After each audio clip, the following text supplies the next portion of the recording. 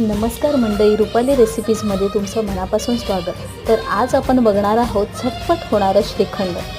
तर चला याची रेसिपी बघू।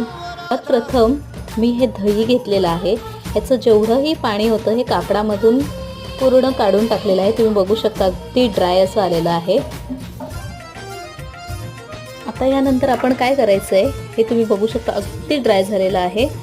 आता ह्यामध्ये आपण पिठी साखर बनवून ठेवलेली आहे। त्यामध्ये वेलची टाकून मी पावडर त्याची करून घेतलेली आहे, ती आपण टाकून ते पेटून घेऊया।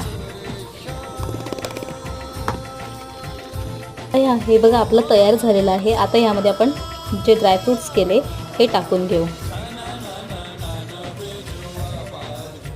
पण असं होणारं श्रीखंड हे तयार आहे। हे तुम्ही पुरी किंवा कडक चपाती यासोबत देखील खाऊ शकता। जर ही व्हिडिओ तुम्हाला आवडली असेल तर लाईक, शेअर आणि सबस्क्राईब करा। धन्यवाद।